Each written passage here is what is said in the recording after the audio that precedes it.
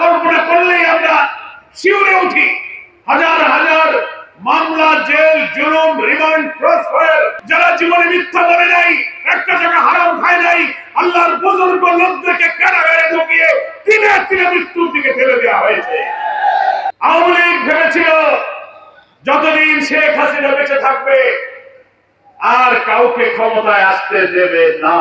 বাংলাদেশের মানুষ এত নিষ্ঠুর অত্যাচারী শাসককে আর বাংলাদেশের রাজনীতি করার অধিকার দিতে পারে না।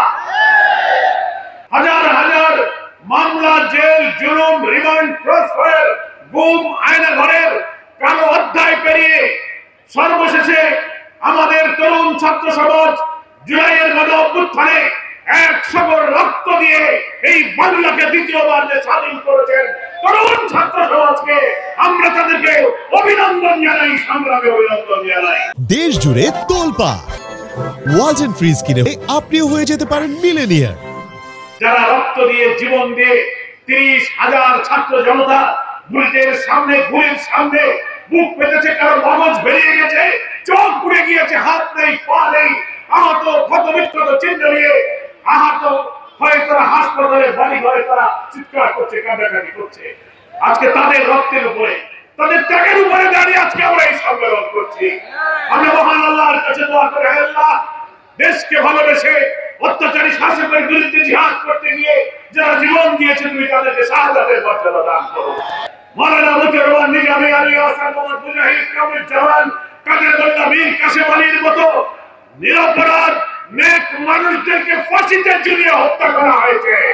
অধ্যাপক গোলাম আজম, আল্লামা দিলওয়ার হোসেন সাইদি, মকবুল আহমদ, অধ্যাপক নাজির আহমদ, আব্দুল খালেক মন্ডল, সাতক্ষীরার এমপি মাওলানা আব্দুল সোবহানের মতো 70, 80, 90, 93 বছরের বৃদ্ধ নেক মানুষ যারা জীবনে মিথ্যা বলে নাই, একটা জায়গা হারাম খায় নাই, আল্লাহর বুজুর্গ লোকদেরকে কারাগারে ঢুকিয়ে দিনে দিনে মৃত্যুর দিকে ঠেলে দেওয়া হয়েছে।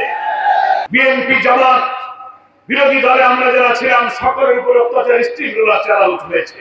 ব্যবসা বাণিজ্য, চাকরি বাকরি আওয়ামী লীগ না করলে, একটি দল একটি পরিবারের কর্তৃত্ব না করলে তাদের চাকরি হবে না, ব্যবসা হবে না, লেখাপড়া হবে না, জীবনের নিরাপত্তা থাকবে না।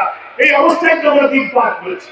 এই 15 বছরের বরগুনায় কি অবস্থায় আপনারা ছিলেন, আপনারাই তো সাক্ষী আছেন, কি বলেন? ফলে আমাদের ভোটাধিকার ছিল না, আইন আদালতের সুবিচার ছিল না, মিথ্যা মামলা দিয়ে দিয়ে আপনাদেরকে ধরা হয়েছে, বাড়ি থেকে ধরে নিয়ে গেছে। 3 জন ঘরে বসে কথা বলছেন, ধরে নিয়ে বলে যে নাশকতা ষড়যন্ত্র করতেছে। ঘরের মধ্যে বই পুস্তক, কোরআন হাদিস পাইলে বলে জঙ্গি বই পাওয়া গেছে। কি আজব দেশে আমরা বসবাস করছি। আওয়ামী লীগ ভেবেছিল যতদিন শেখ হাসিনা বেঁচে থাকবে আর কাউকে ক্ষমতায় আসতে দেবে না, কিন্তু আল্লাহর ইচ্ছা হাসিনার ইচ্ছার সাথে মেলে নাই, নাকি বলেন?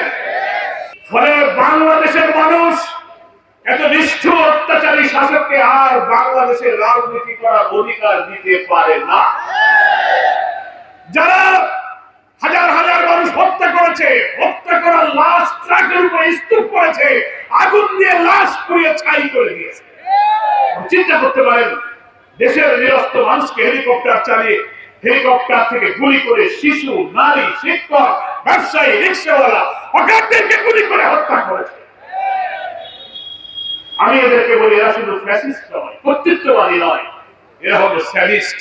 খুন করা, লাশ করে আগুনে পড়িয়ে দেওয়া, হেলিকপ্টার করে দেশের মানুষকে গুলি করে যারা, যারা 3টা ভোট হতে দেয় না, আদালতে মিথ্যা মামলা করে নিরপরাধীদেরকে ফাঁসি দেয়, একদল ছাড়া আর কারো রাজনীতি করতে দেয় না, এদের সাথে কি গণতন্ত্র যায়?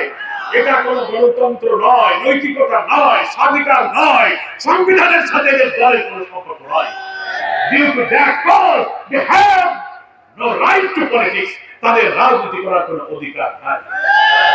আমার প্রিয় বরগুনাবাসী, আমাদের পরিবার টুকরা সন্তানদের 100 রক্তের বিনিময়ে আমরা যে নতুন বাংলাদেশ অর্জন করেছি, এই বাংলাদেশের নাম আমরা বলেছি নতুন বাংলাদেশ আমরা করতে চাই।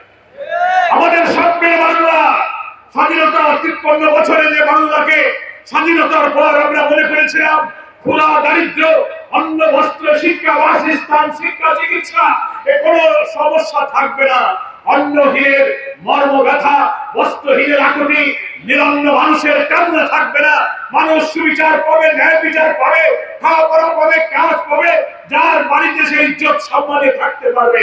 এই বাংলাদেশের জন্য আমরা স্বাধীনতা সংগ্রাম করেছিলাম, কিন্তু সেই বাংলাদেশ নেই। এখন আমরা সেই বাংলাদেশ গড়তে চাই।